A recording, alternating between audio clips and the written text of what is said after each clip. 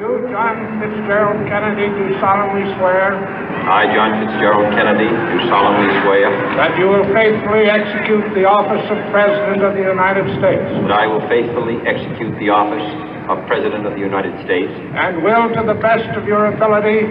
And will, to the best of my ability. Preserve, protect, and defend the Constitution of the United States. Preserve, protect, and defend the Constitution of the United States. So help you God. So help me God.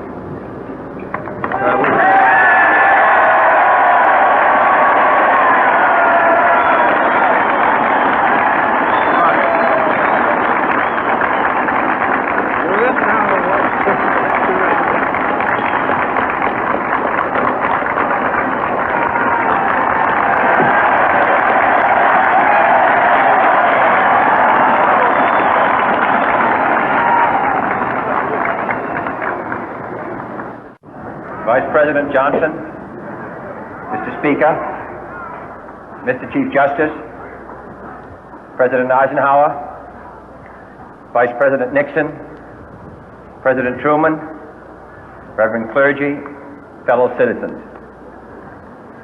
We observe today not a victory of party, but a celebration of freedom, symbolizing an end as well as a beginning, signifying renewal as well as change.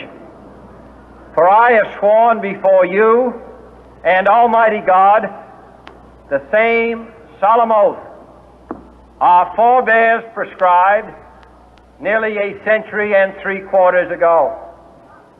The world is very different now, for man holds in his mortal hands the power to abolish all forms of human poverty and all forms of human life. And yet the same revolutionary beliefs for which our forebears fought are still at issue around the globe.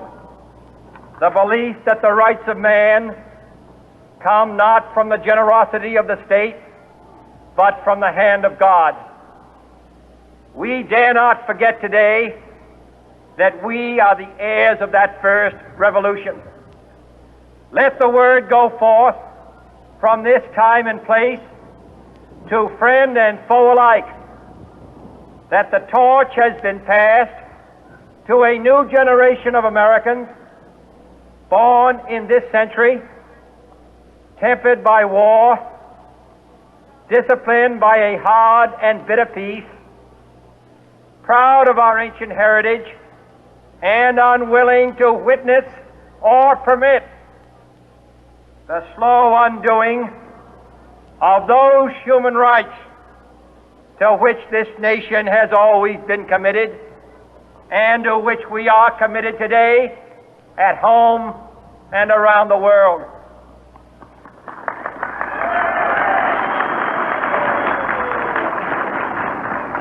Let every nation know, whether it wishes us well or ill, that we shall pay any price, bear any burden, meet any hardship, support any friend, oppose any foe to assure the survival and the success of liberty.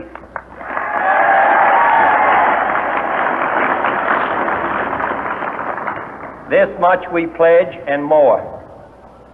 To those old allies whose cultural and spiritual origins we share, we pledge the loyalty of faithful friends.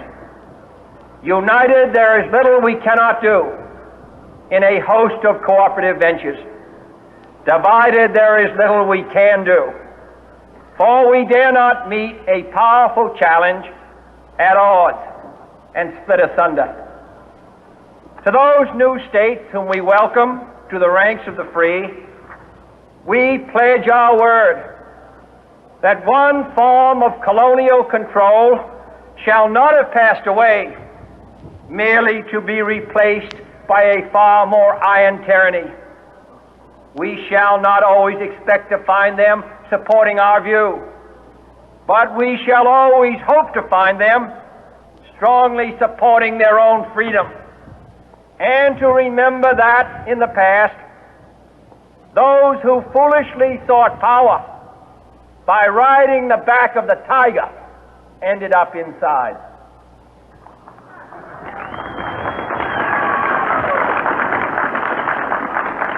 To those people in the huts and villages of half the globe, struggling to break the bonds of mass misery, we pledge our best efforts to help them help themselves for whatever period is required, not because the communists may be doing it, not because we seek their votes, but because it is right.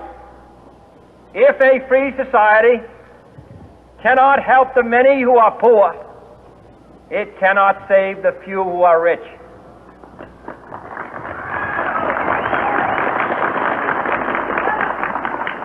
To our sister republics south of our border, we offer a special pledge to convert our good words into good deeds, in a new alliance for progress, to assist free men and free governments in casting off the chains of poverty. But this peaceful revolution of hope cannot become the prey of hostile powers. Let all our neighbors know that we shall join with them to oppose aggression or subversion anywhere in the Americas. And let every other power know that this hemisphere intends to remain the master of its own house.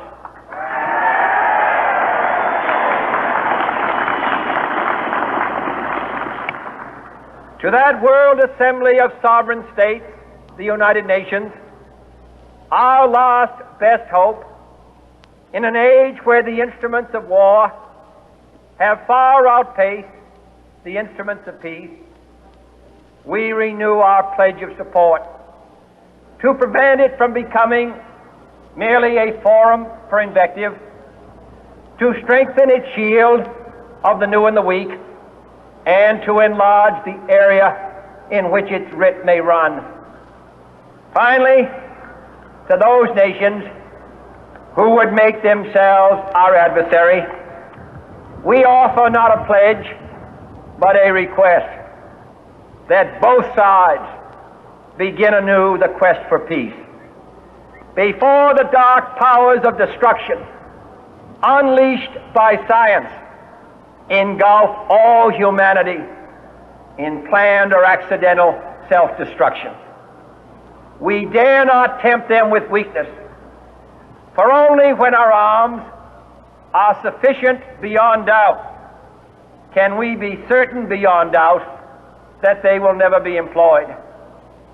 But neither can two great and powerful groups of nations take comfort from our present course, both sides overburdened by the cost of modern weapons, both rightly alarmed by the steady spread of the deadly atom, yet both racing to alter that uncertain balance of terror that stays the hand of mankind's final war.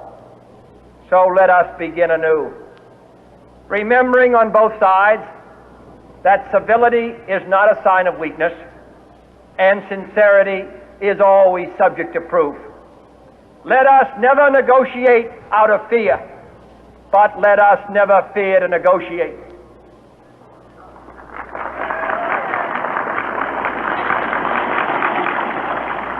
Let both sides explore what problems unite us, instead of belaboring those problems which divide us.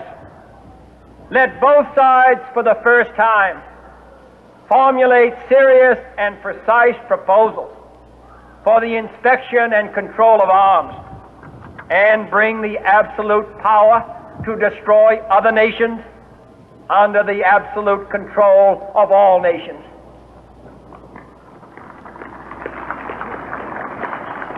Let both sides seek to invoke the wonders of science instead of its terrors.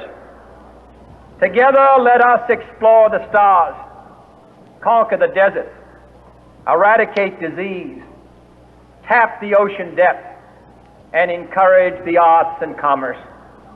Let both sides unite to heed in all corners of the earth the command of Isaiah to undo the heavy burden and let the oppressed go free. And if a beachhead of cooperation may push back the jungle of suspicion, let both sides join in creating a new endeavor, not a new balance of power, but a new world of law, where the strong are just and the weak secure and the peace preserved.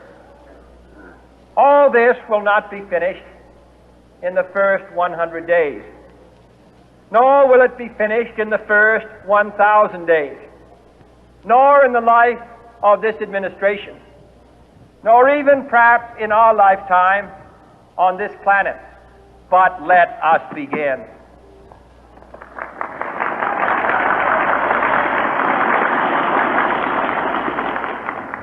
In your hands, my fellow citizens, more than mine, will rest the final success or failure of our course.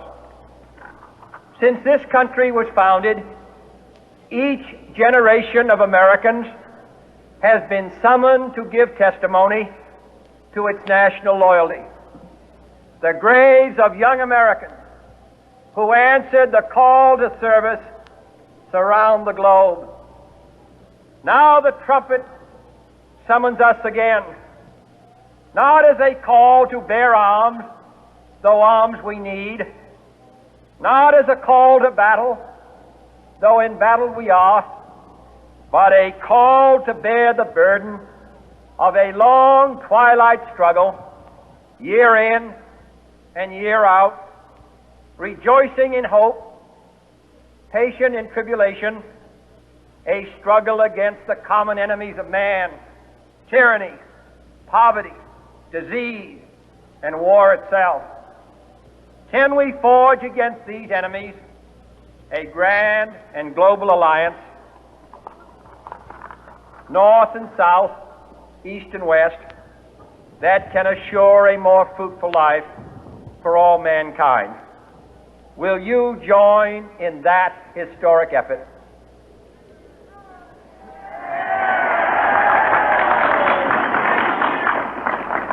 In the long history of the world, only a few generations have been granted the role of defending freedom in its hour of maximum danger. I do not shrink from this responsibility. I welcome it.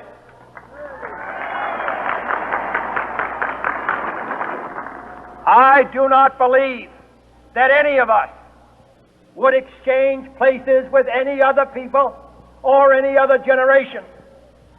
The energy, the faith, the devotion which we bring to this endeavor will light our country and all who serve it. And the glow from that fire can truly light the world. And so, my fellow Americans, ask not what your country can do for you, ask what you can do for your country.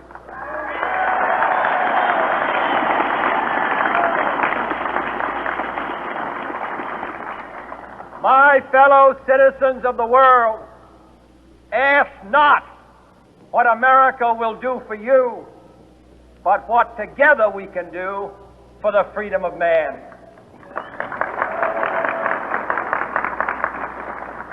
Finally, whether you are citizens of America or citizens of the world, ask of us here the same high standards of strength and sacrifice which we ask of you.